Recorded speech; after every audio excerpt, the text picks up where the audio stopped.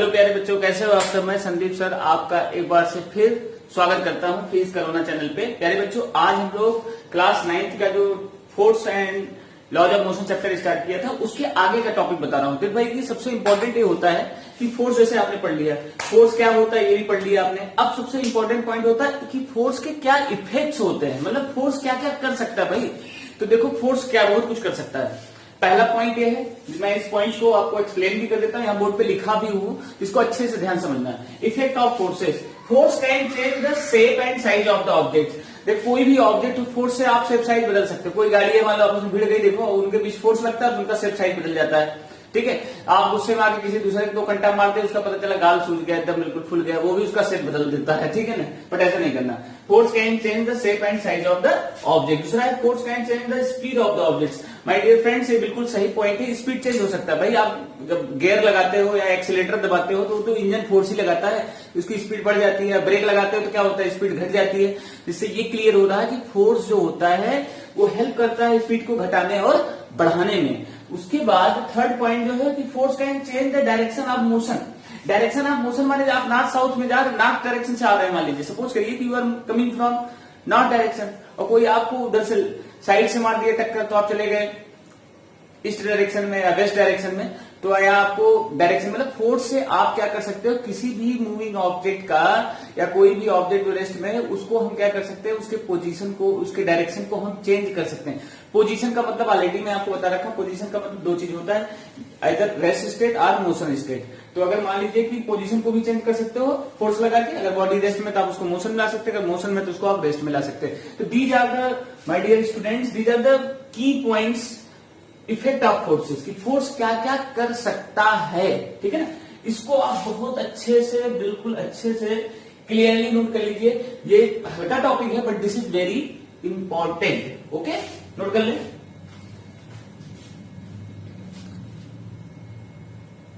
तुम चुप बोलो। हेलो बच्चों, अब देखो जैसे सबसे इंपॉर्टेंट पॉइंट होता है ना, फार्मूला ऑफ फोर्स, F बराबर ma होता है। देखो इसकी प्रूविंग तो मैं बताऊंगा, लेकिन सबसे पहले आपको फॉर्मूला पता होना चाहिए कि F बराबर ma होता है, where F is the force, m is the mass of the body and a equal क्या है, acceleration produce, acceleration of the body. F equal ma, F equal माँ कर सकते हो, माँ नहीं बोलते आप, मम्मी को प्यार से कहते माँ इधर सुनो, इसी प्रकार से माँ, F बराबर ma, मास इंटू एक्सेलरेशन। तो ये फॉर्मूला हो गया। अब इसके बिहाफ से पहले बच्चों आपको मैं जो बताने वाला हूँ फोर्स का एसआई यूनिट। ठीक है ना, देखिए F बराबर ma लिखे, इसको आप अच्छे से यहाँ पे नोट कर लीजिए। ओके, अब आपको बता रहा हूं नेक्स्ट पॉइंट जो है SI unit, SI unit of force. अब अगर आप लिखते हो F बराबर ma, ठीक है ना, तो फोर्स देखो, फोर्स बराबर क्या होता है, अगर हम फोर्स का यूनिट निकाले, फोर्स का यूनिट क्या होता है, वो न्यूटन होता है। तो न्यूटन लिख लो, इसको 1 न्यूटन लिख सकते हो। मास कितना होता है, मास किलोग्राम, 1 किलोग्राम। एक्सेलरेशन की यूनिट क्या होता है, मीटर पर सेकेंड स्क्वायर। तो 1 newton equal to 1 kilogram metre per second square. तो ये ध्यान रखना, जहां भी 1 kilogram metre per second square है वहां पे हम लोग 1 न्यूटन लिख सकते हैं। ठीक है, तो ये चीज हो गया। दूसरा चीज होगा कि अगर मान लीजिए 1 डाइन दिया हुआ, ध्यान दीजिए 1 डाइन दिया हुआ, तो 1 डाइन का मतलब क्या होता है कि वो सीजीएस सिस्टम होता है। ये एमकेएस है, एमकेएस मीटर किलोग्राम सेकंड, जहां पे मास किलोग्राम में, डिस्टेंस मीटर में और टाइम सेकंड में। और डाइन वाला जो रिलेशन होता है वो सीजीएस होता है। सीजीएस माने मास किसमें होगा, ग्राम में होगा। ठीक है, डिस्टेंस सेंटीमीटर में होगा और टाइम सेकंड स्क्वायर में होगा। ये जो होता है 1 डाइन इक्वल होता है 1 gram centimetre per second square, और जो कि बराबर होता है, ध्यान रखिएगा, जिसे हम कहते हैं CGS system, CGS centimetre gram second. तो इसके बिहाफ है तो एसआई यूनिट जो होता है, या एमकेएस माने system of international, SI unit को ही एमकेएस कहते हैं। एसआई यूनिट में 1 न्यूटन बराबर 1 kilogram metre per second square, और सीजीएस सिस्टम में क्या होगा, 1 dine equal 1 gram centimetre per second. ठीक है ना, gram centimetre per second square, ये सीजीएस होता है। यहां तक नोट कर लें।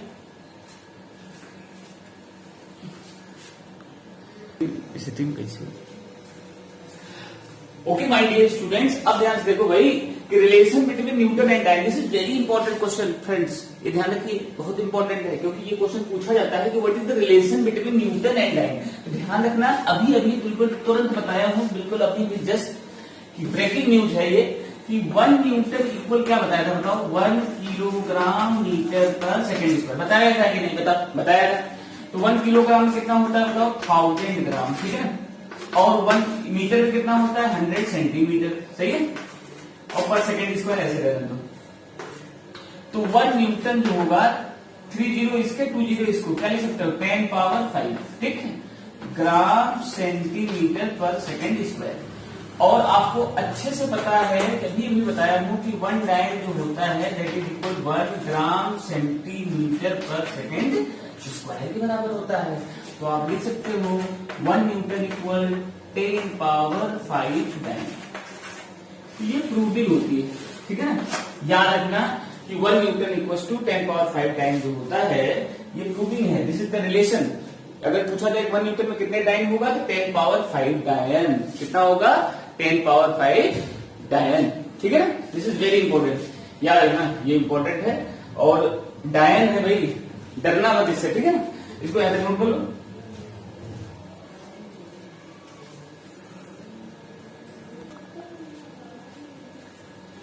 प्यारे बच्चों, एक चीज ध्यान रखना, कभी कभी आ जाता है डिफाइन 1 न्यूटन या डिफाइन 1 डायन। इसका ध्यान रखना है कि क्या होता है 1 न्यूटन। जब किसी बॉडी पे वो फोर्स जो किसी बॉडी में 1 मीटर पर सेकेंड स्क्वायर का एक्सेलरेशन प्रोड्यूस करते हैं, जिसका मास 1 किलोग्राम है।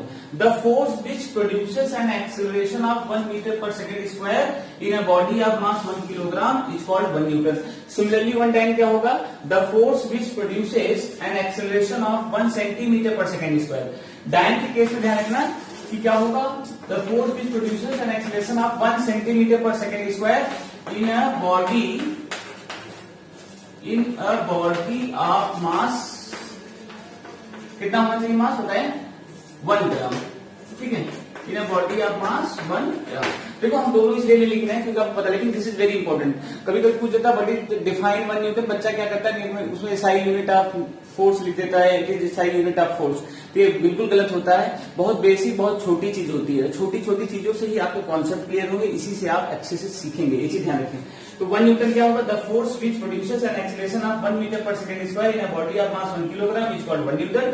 और सिमिलरली 1 टाइम क्या होता है, the force which produces an acceleration of 1 centimetre per second square in a body of mass 1 gram, ठीक है। 1 ग्राम बॉडी में अगर 1 सेंटीमीटर पर सेकेंड स्क्वायर का एक्सेलरेशन प्रोड्यूस हो रहा है तो उसे 1 डायन बोलते हैं।